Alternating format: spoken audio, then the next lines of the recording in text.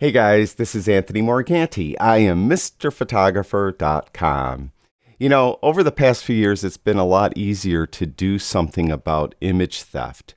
There are a number of companies that are out there now that will help you find your stolen images and, more importantly, help you do something about it. Well, recently in the April issue of Photo District News, they outlined 12 different companies that either help you find your stolen images and help you sue for damages, or just help you protect your images. On a recent podcast, my For the Joy of Photography podcast, I went over all 12 of these. And at that time, I hadn't signed up for any of them. I just talked about the 12 as they were outlined in the article in Photo District News. Well, since that podcast, I have checked into 4 different ones. And I should add that of these 12 that are outlined in the magazine, many of them are free, and some of them cost a monthly charge or charge something. So, being the thrifty person I am, I looked into the free ones. So in this video, I'm going to talk about those 4 that I checked into. Now, the first one is called Image Defenders. And I should say all the 4 that I checked into are the ones that will find your stolen images on the internet and then help you sue for damages or collect license fees. So those were the 4 I checked. Now, I mentioned in the article they had other companies in there that help you protect your images, like the U.S. Copyright Office and things like that are outlined in that article. So what I checked in are just the ones that help you find your stolen images, and that's what we're going to be talking about right now. Now, as far as Image Defenders, I went to their website, and again, it at least is outlined in the magazine article, it says it's free. So I went to the website, and lo and behold, you really can't sign up for it. You really have to send them basically a contact message through their website.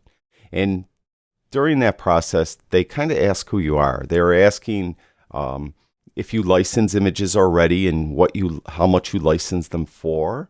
And they ask, let's see, I think they might have asked if you had cases of images being stolen in the past, and if you've ever sued anyone for stolen images, which I haven't. And then they ask, contact info and stuff like that. And then they have a little part where you basically tell them about you. So I did do all that. And they sent me an email back saying they were really interested in working with me and they thought they could help me recover money from stolen images. And they wanted to talk to me on the phone. And, I'm not really into this that deep. So basically, I've ignored that email. I'm not really interested in talking to them on the phone. But I did check into them, so I wanted to include this in this overview of the 4 I did check into. So that's Image Defenders. If you are, now it appears to me that they're really choosy about who they pick. So basically, if you do sell images, licensed images, and you have a lot of them stolen, then they'll probably be interested in working with you. The next one I checked into, which when I read it in the magazine looked like the best of them all, is called Pixie. Pixie is free, kind of. I found out later it's not totally free. They will, you upload images to them. They'll scour the internet looking for instances of your image being stolen. And then they will allow you to issue a takedown notice through their website or try to recover money for you, all through their website with their lawyers. And they keep 50% of the final settlement. So apparently, now there's a lot of legalese in these settlements. So what I'm about to tell you may not be totally accurate because there's going to be lawyer fees and things like that. But it appears that whatever the settlement is, the lawyer gets a chunk. Then that's the final settlement, and then you get 50% of that, and they get 50% of that. But that's, my interpretation of the legalese. Now, it's real easy to synchronize images with them. You could just let them mirror basically your Instagram, your Flickr, your IM, your Tumblr, Photo Shelter, Photo Deck, SmugMug. It has 500px here, but it's grayed out, and I tried to do that and it wouldn't let me do it. You also could import images from your Google Drive and Dropbox, or just directly upload them from your computer. Now, I just had them sync my Instagram, and apparently the way this works is they then take all the images that are on your Instagram and look for them on the internet and see instances of where they may have been stolen. Also, then if you update your Instagram so you upload a bunch more images, you refresh this syncing with this little circle here. Anyway, after I did that, I didn't read a lot of the fine print. I didn't realize that they only, for the free package, will monitor 500 images. Apparently, I have 754 images on my Instagram. So there's 254 images that are not currently being monitored, and they're asking me to upgrade the plan.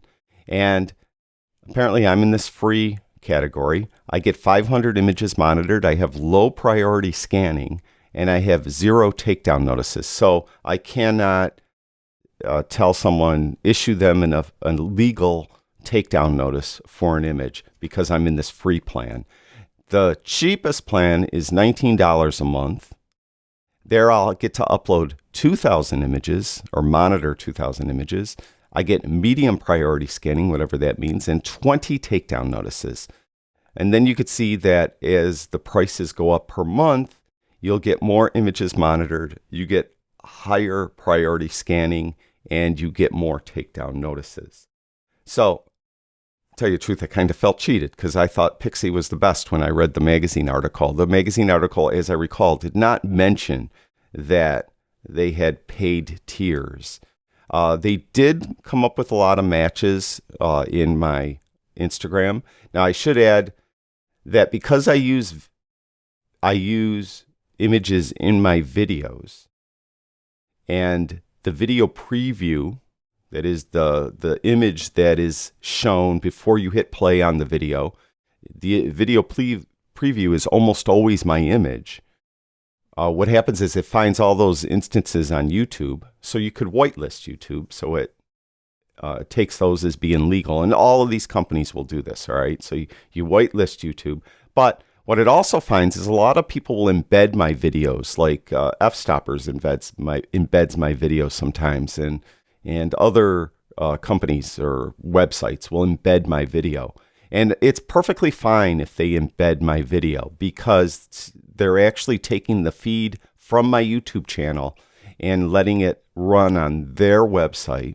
So if YouTube puts any advertising on the video, I actually get credit for the advertising. And it's perfectly legitimate way for another website to have my videos on their website. So that's fine. So it finds those instances, so I have to whitelist those.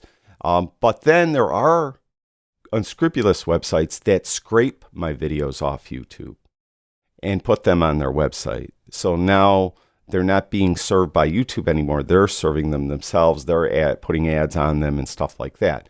Now, that's really an illegal use of my video.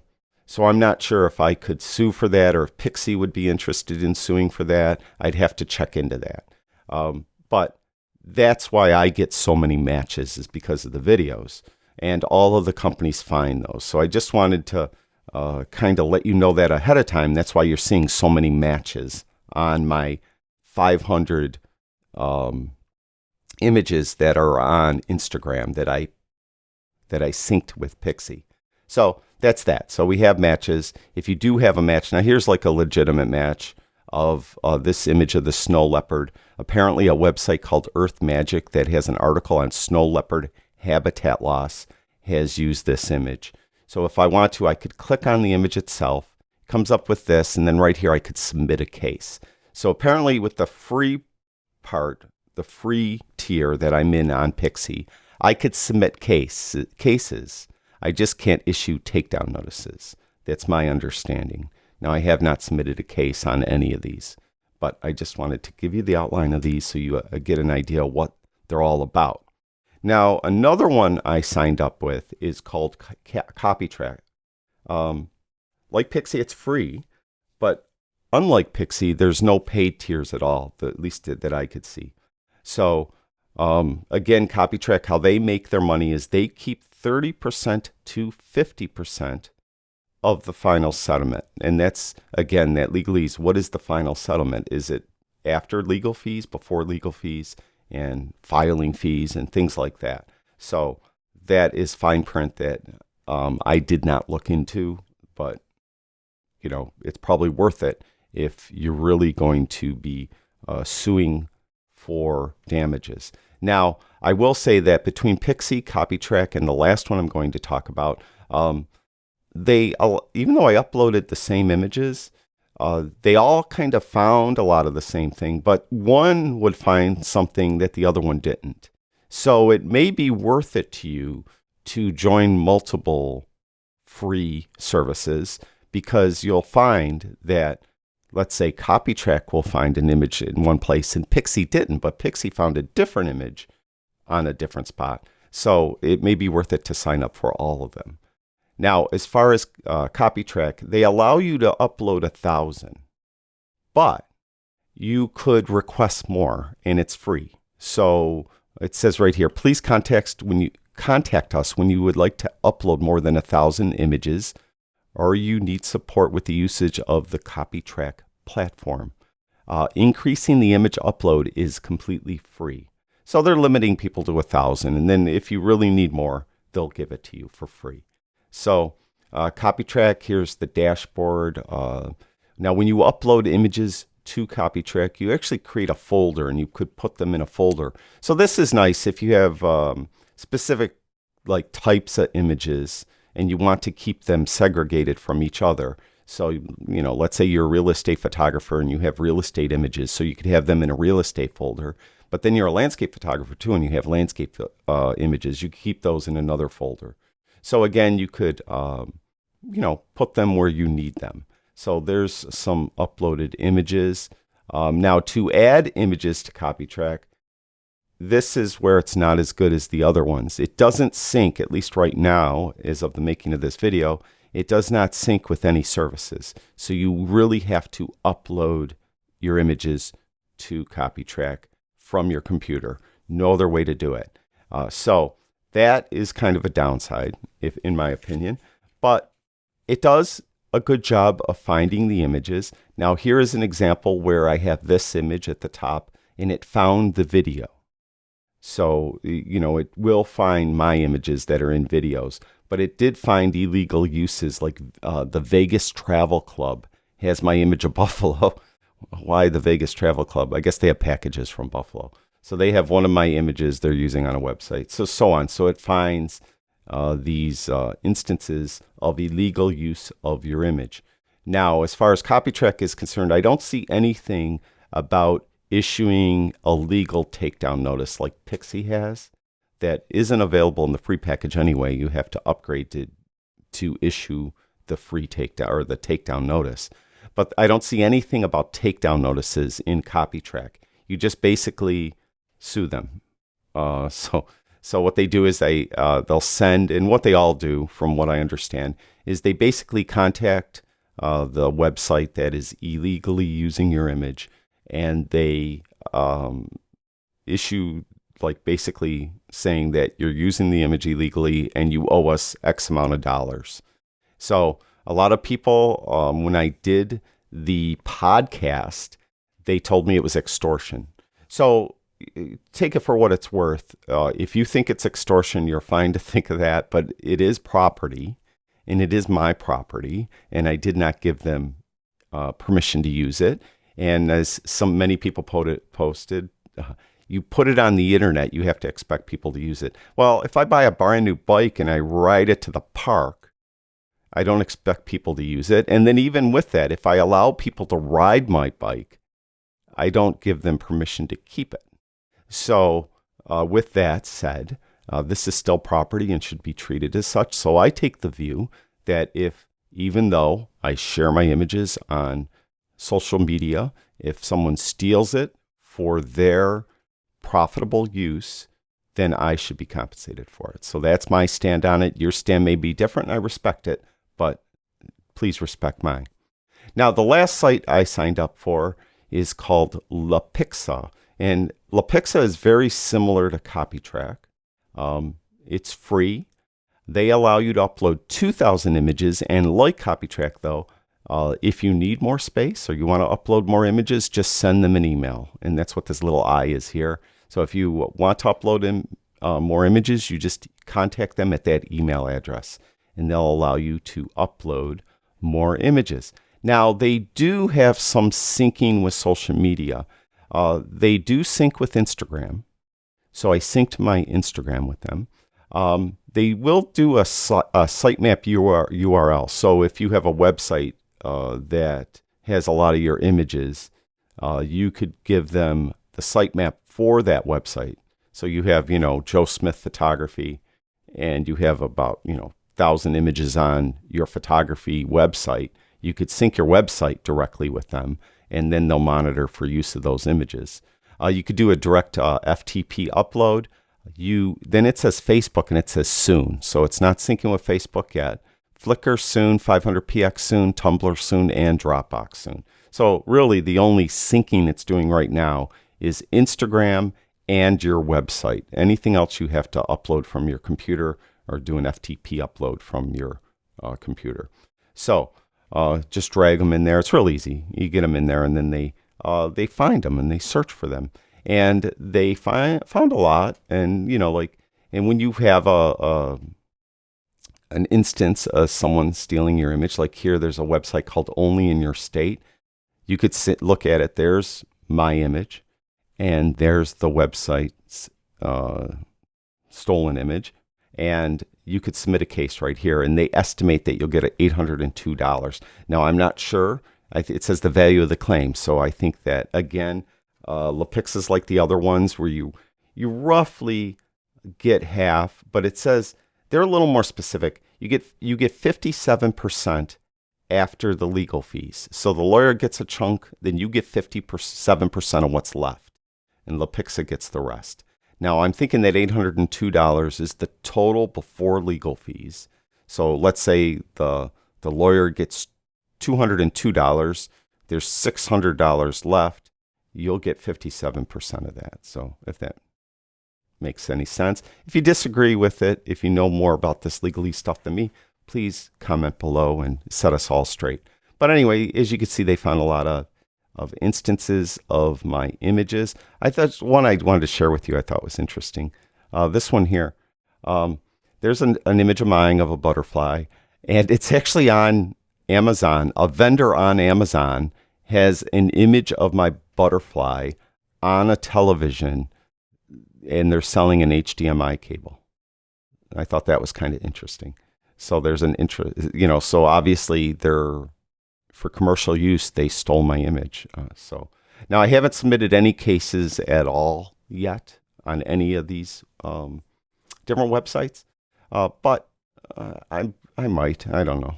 I've been, kind of waffling over whether or not I should or shouldn't. Mainly it's because a lot of these websites, I don't think they're just like run by just, mom and pa's, working out of their house.